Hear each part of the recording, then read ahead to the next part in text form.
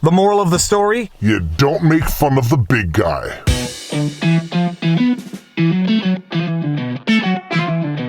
Viva Frei, Montreal litigator turned YouTuber, and this is Winnie the Westie who found something to eat in the car, and it is the day after Christmas, and some people have decided to celebrate Christmas in a rather interesting fashion by doxing people Who do dumb things on the internet. Now, for those of you who may not actually live on the interwebs as do I, you may or may not be familiar with the story that has been making the rounds on social media, making the rounds in mainstream media. An individual calls the president and his wife during some Christmas Santa thingy tracking evening and makes a "Let's Go Brandon" joke as he ends his conversation with the president. This guy, whose personal information has now been shared all across the interwebs after a 2-minute cordial conversation with President Biden and First Lady Jill Biden, ends by saying, "And let's go Brandon," and President Biden actually repeats, "Yeah, let's go Brandon."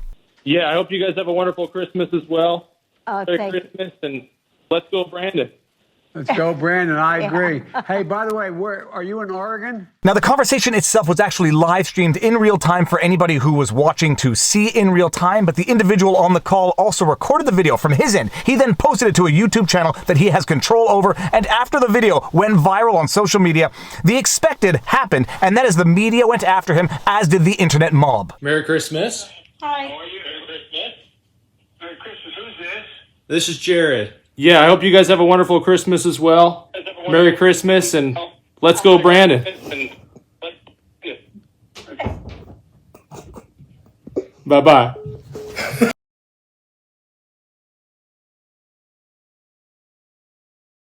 This individual's name was published, where he lives was published, where he works was published, where he worked was published. The names of all 4 of his children was published, and if this story teaches us one thing, it's you do not make fun of the big guy and expect the MSM to leave you alone. Maxine Bernstein, blue checkmark, at Max Oregonian. Oregon father of 4 who told President Biden, quote, "Let's go Brandon," end quote, on Christmas Eve call, said he meant it in jest. A Central Point father of 4 who wished President Joe Biden and the First Lady a wonderful Christmas and added, quote, "Let's go Brandon," end quote, at the end of a live stream Santa tracker call, told the Oregonian Oregon Live that he didn't intend his parting message to be vulgar. Quote, "At the end of the day, I have nothing against Mr. Biden, but I am frustrated because I think he can be doing a better job," end quote, said Jared Schmeck, 35, who works for an electric company and was previously a Medford police officer for 6 years until he resigned in July 2018. Quote, "I mean no disrespect to him," end quote. Now, whether or not you believe that Mr. Schmeck meant no disrespect to Joe Biden when he said, "Let's go Brandon," is up to you. I know a lot of people out there, and now I understand what the term pearl clutchers mean, a lot of people out there clutching pearls saying, "How dare you say 'Let's go Brandon' to the president? It means F you Biden." And by saying "Let's go Brandon," you're basically saying F you Biden. This entire situation reminds me of when we were kids and we used to tell our parents, "Look, when I say I love you to one of our siblings, it actually means F you. It actually means the grossest insult on earth." And then you'd walk around the house all day saying, "I love you sibling, I love you sibling," and your parents would get madder and madder at you because that's how absurd this entire situation is. You have social media and mainstream media journalists outraged because when they hear "Let's go Brandon," they quite literally in their brains hear the word "F you Biden," and it outrages them. The same people who quite literally spent over 4 years calling Trump and his supporters the worst names on earth, now they hear "Let's go Brandon," and it's virtually a war crime to them.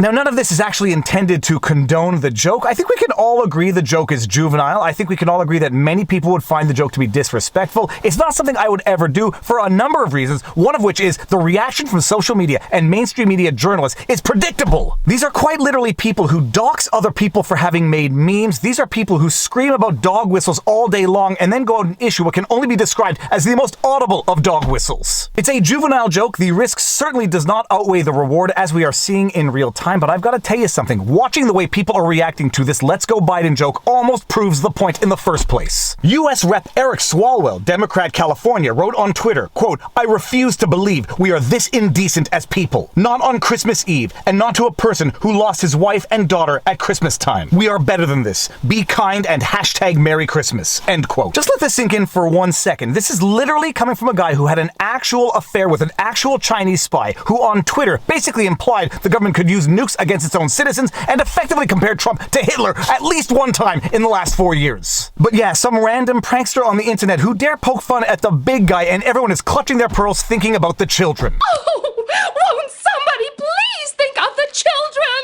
And because this joke was broadcast live for the entire world to see and then subsequently went viral on social media, making fun of the president, making fun of the person whom you cannot make fun of, you get the blue checkmark MSM basically saying, dog whistles people, here is a father of 4 in this small town. You know what to do, internet. In response to Maxine Bernstein's tweet, Viva Frei at the Viva Frei, so you made a conscious decision to dox a citizen knowing full well the risk of harm and other hardships this would bring him, at Max Oregonian. And because this is quite clearly the biggest story of the year, this is Pulitzer Prize winning stuff right here, people. You have another blue checkmark journalist at CNN, the same company that was the one who tried to dox the individual who made a meme, the same company who is going through some hardships now, to say the least, jumping in, praising this journalist for the hard work that she's doing. Brian Stetler, blue checkmark at Brian Stetler, the reporter who landed the story behind that story. Brian Stetler, a man who might only be virtuous in comparison to the other people he works with at CNN, who just the other day took to Twitter to explain how he celebrates Christmas. New Christmas tradition, figuring out which Xmas movie is on which streaming service, then the hard part, figuring out the passwords. That's a real good joke, Brian, but it looks like you have another Christmas tradition, participating in doxing citizens for stupid jokes. Viva Frei at the Viva Frei, it looks like you have a new Christmas tradition at Brian Stetler, participating in doxing a citizen when you know that doing so will bring him imminent risk of harm and other hardships. But you wish people a Merry Christmas, so you must be a good person. Now, I will be the first to admit I'm getting older, I'm getting crankier, and I'm getting a little more cynical, but ultimately I know that I am still a good person and I seek to do nothing but good to others. But every time I've been tweeting these days, my goodness, I immediately flash back to that scene from Fight Club.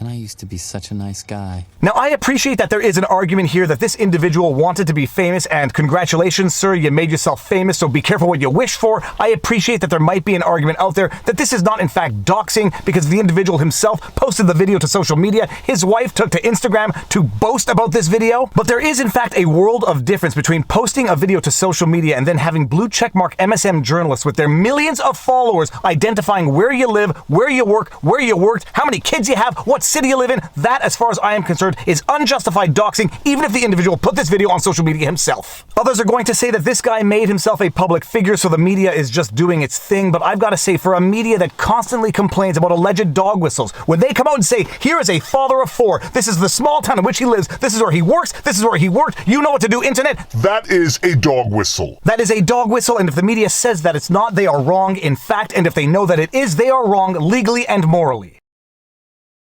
But as the old expression goes, sometimes your sole purpose in life is to serve as a warning to others. So if nothing else, this individual is serving as a warning to others when you put anything on the internet. A, the internet is forever, and B, the internet is unforgiving. That being said, people are feigning moral outrage over this relatively innocuous incident for purely political reasons, and also to silence people on the internet, as if to say, if you dare make fun of the big guy, if you dare make fun of our political leader, we will destroy you, we will do everything we can to find you and destroy you. Which brings us back to another classic expression. If you want to know who rules over you, find out who you cannot make fun of. And with that said, if you like my videos and you like my content, please be sure to like, share, subscribe, hit the notification bell, and drop a comment in the comment section below, because it feeds the algorithm. That's really getting annoying. If you want to support the channel, all of the support links are in the pinned comment. We have got some great merch. Robert Barnes and I do weekly streams every Sunday. We do weekly streams with a guest every Wednesday called The Sidebar. You can also find us and support us on Locals, where supporters get lots of exclusive content at... Oh, man, one of these days I'll get this right. There we go. VivaBarnesLaw.locals.com. All of my content is also on Rumble, so you can catch it there. But more important than anything, take care of yourselves, check in on friends and family, make sure everyone around you is doing well, be forgiving on others, even when they do stupid things. And with that said, now you know your vlog. Peace out.